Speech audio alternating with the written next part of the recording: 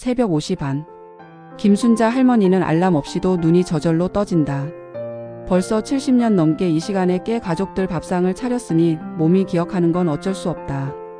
창밖은 아직 푸르스름하지만 순자 할머니는 부엌 불을 켜고 익숙하게 쌀을 씻는다. 냉장고 문을 열어 어제 손질해둔 재료들을 꺼내며 아들 영우는 국을 뜨겁게 먹고 며느리 수지는 싱겁게 먹으며 손주 민준이는 햄 없으면 밥을 안 먹는 식구들의 식성을 일일이 헤아린다. 삼시세끼 끼니 챙기는 일이 매일 전쟁 같지만 평생을 이렇게 살아왔기에 그 일상은 익숙하다. 잠시 후 졸린 목소리에 민준이가 할머니를 부르며 방에서 나온다. 순자 할머니는 환하게 웃으며 민준이를 맞이하고 맛있는 밥을 해놨다고 말한다. 이어 수진이 방에서 나와 출근 준비로 부산하다. 순자 할머니는 수진에게 어서 와서 밥을 먹으라고 권하지만 수진의 표정은 어딘가 피곤해 보인다. 영호 또한 신문을 보며 부엌으로 나와 아침을 차린 어머니에게 고생이 많다고 건넬 뿐이다. 식사 중 민준이가 햄을 더 달라고 조른다. 순자 할머니는 환하게 웃으며 햄을 놓아주지만 수진의 표정은 순간 굳어진다. 수진은 어제 민준이와 햄은 한 개만 먹기로 약속했다며 아침부터 약속을 깨면 안 된다고 단호하게 말한다. 순자 할머니는 아이가 먹고 싶어 하는데 왜 그리 박하게 구냐며 옛날에는 햄조차 없었다는 말로 답하려 한다. 수진은 옛날과 지금은 다르다며 민준이의 식습관을 제대로 잡아주고 싶다고 날카롭게 받아친다. 둘 사이의 팽팽한 신경전 속에서 영호는 신문 뒤에서 고개를 들고 아침부터 밥상머리에서 다투지 말고 맛있게 먹자며 어설프게 상황을 무마하려 한다. 순자 할머니는 그저 손주가 맛있게 먹으면 좋았을 뿐이고 며느리는 자신의 방식으로 아이를 키우고 싶어 할 뿐인데 그 중간에서 아들은 늘 회피하기 바쁜 모습이다.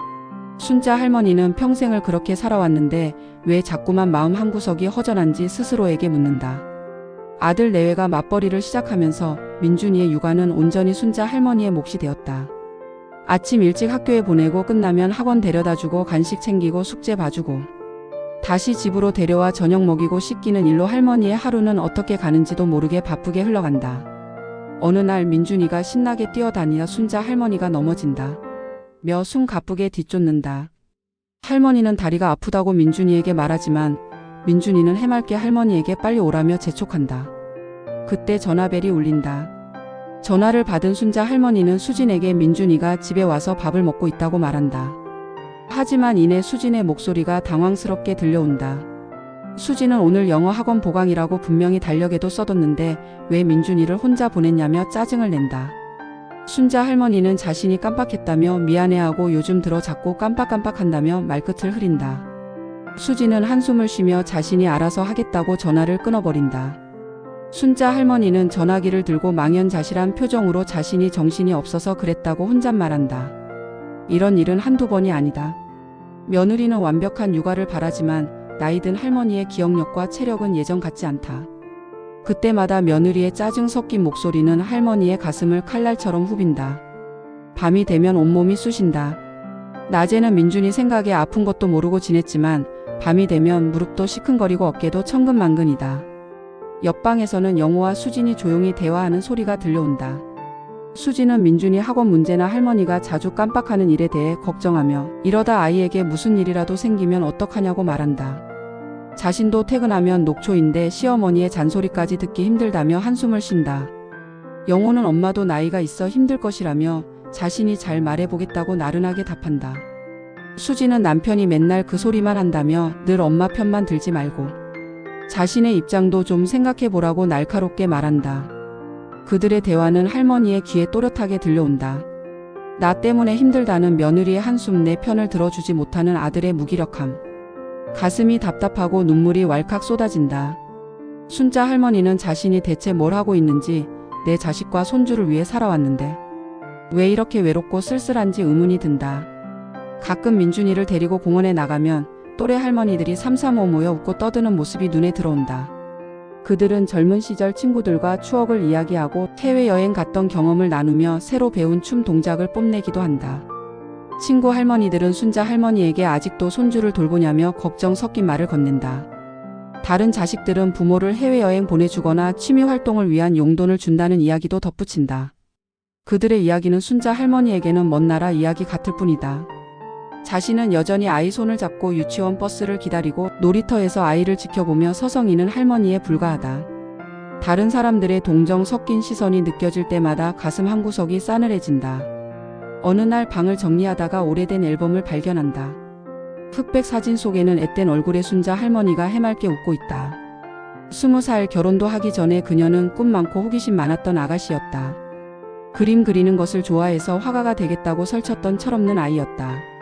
순자 할머니는 사진 속 자신을 쓰다듬으며 그때 무엇을 하고 싶었는지 어떤 꿈을 꾸었는지 묻는다. 그리고 그 꿈들은 대체 어디로 사라진 것인지 눈물 고인 목소리로 한탄한다. 사진 속 자신의 모습은 지금과는 너무 다르다.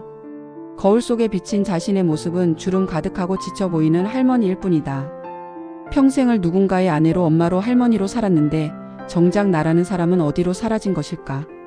바로 그때 민준이가 할머니를 부르며 달려온다. 순자 할머니는 화들짝 놀라 눈물을 닦는다. 민준이는 순수한 눈으로 할머니에게 왜 울고 있느냐며 힘든지 묻는다. 이 작은 아이의 눈에도 자신의 지친 모습이 보였던 걸까? 그 순간 할머니는 더 이상 이렇게 살면 안 되겠다는 생각이 든다. 누구를 위해서가 아니라 나 자신을 위해서라도. 그날 저녁 순자 할머니는 평소와 다르게 숟가락을 놓으며 입을 연다. 심장이 쿵쾅거렸지만 더 이상 주저할 수 없었다. 떨리는 목소리였지만 영호와 수진에게 할 말이 있다고 단호하게 말한다. 영호와 수진은 놀란 듯이 할머니를 바라본다. 순자 할머니는 심호흡을 한 뒤 이제 민준이 돌보는 것이 힘들다고 말한다. 그리고 자신도 자신의 인생을 살고 싶다고 덧붙인다. 수진은 당황하며 갑자기 그게 무슨 말이냐며 민준이는 누가 보냐고 반문한다. 자신이 회사를 그만둘 수도 없다고 말한다. 순자 할머니는 단호하게 자식들도 이제 제 앞가림은 해야 한다며 평생 자신이 밥만 해 먹이고 손주만 봐줄 줄 알았냐고 말한다. 자신도 사람이고 꿈이 있었다고 덧붙인다.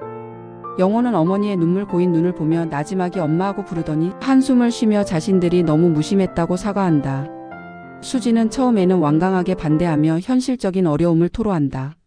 하지만 할머니의 진심 어린 눈물과 오랜 세월 쌓인 피로를 본 아들은 비로소 어머니의 고통을 알아주는 것 같았다. 그날 이후 집에는 작은 변화의 바람이 불기 시작했다. 영호는 자신이 출퇴근 시간을 조절하여 민준이의 등하원을 돕고 주말에는 전적으로 민준이를 돌보겠다고 말한다. 수진도 평일에 더 신경 쓰겠다고 마지못해 수긍한다. 순자 할머니는 완전히 손 놓겠다는 것이 아니라며 자식들이 힘들면 언제든 도와줄 테니 일단 스스로 해보는 것이 중요하다고 부드럽게 말한다. 그 틈을 타서 순자 할머니는 자신만의 시간을 갖기 시작했다. 순자 할머니는 젊은 시절 좋아했던 그림을 다시 시작했다. 손은 떨렸지만 마음만은 20살 아가씨처럼 설렜다. 미술 선생님은 할머니의 그림에서 특별한 감성이 느껴진다며 칭찬한다. 어릴 적 꿈이었던 그림을 다시 그리기 시작하면서 순자 할머니의 얼굴에는 다시 생기가 돌았다. 동네 친구들과 함께 문화센터에서 춤도 배우고 함께 소풍을 가면서 웃음꽃을 피웠다. 거울 속의 자신은 더 이상 지쳐있는 할머니가 아니었다. 생기 넘치고 꿈을 찾아가는 김순자 할머니였다. 그리고 몇 년의 시간이 흘렀다. 순자 할머니는 이제 어엿한 그림 동호회의 베테랑이 되었고 작은 전시회까지 열게 되었다. 자신의 그림을 보며 감탄하는 사람들의 모습은 할머니에게 큰 기쁨이었다. 전시회에 온 영호는 엄마의 그림이 제일 멋있다며 축하한다. 수진도 진심으로 기뻐하며 이렇게 멋진 재능이 있으신 줄 몰랐다며 존경한다고 말한다. 민준이는 환하게 웃으며 할머니가 최고라고 자신도 할머니처럼 그림을 잘 그리고 싶다고 말한다. 영호와 수진이는 이제 더 이상 다투는 일이 줄었다. 서로를 이해하고 존중하는 법을 배웠다. 물론 가끔 티격태격할 때도 있지만 그들의 얼굴에는 행복이 가득했다. 민준이는 훌쩍 자라 어엿한 소년이 되었고 여전히 할머니를 따랐지만 이제는 할머니의 행복을 누구보다 응원해주는 든든한 손주가 되었다. 햇살 좋은 오후 순자 할머니는 작업실에서 그림을 그린다. 창밖에는 따뜻한 봄바람이 불고 꽃들이 흐드러지게 피어났다. 할머니의 인생에도 그렇게 따뜻한 두 번째 봄이 찾아온 것이다. 순자 할머니는 행복한 미소를 지으며 나지막이 말한다. 늦었다고 생각할 때가 가장 빠르다는 말이 정말 맞았다고. 이제는 자신을 사랑하며 자신을 위한 삶을 살아가리라고. 내 이름은 김순자. 그리고 나는 나 자신으로 살아가는 지금이 가장 행복하다. 순자 할머니의 이야기는 잘 들으셨나요? 어쩌면 우리 주변 혹은 우리 자신의 이야기와 크게 다르지 않을 겁니다. 모두를 위해 헌신하다가도 문득 찾아오는 허전함, 그리고 늦었다고 생각했지만 다시 시작할 수 있었던 용기. 여러분은 지금 여러분의 삶에서 어떤 봄을 맞이하고 계신가요? 이제는 나 자신을 돌아보고 나의 행복을 챙길 시간입니다. 순자 할머니처럼 용기 내어 나를 위한 한 걸음을 내딛어 보세요. 그 작은 한 걸음이 여러분의 두 번째 봄을 활짝 열어줄 거예요. 이 이야기가 여러분에게 따뜻한 위로와 작은 용기가 되었기를 바랍니다. 앞으로도 여러분의 삶에 힘이 되는 이야기들을 전해드릴 테니 구독과 좋아요, 그리고 알림 설정까지 잊지 마세요. 다음 이야기에서 또 만나요.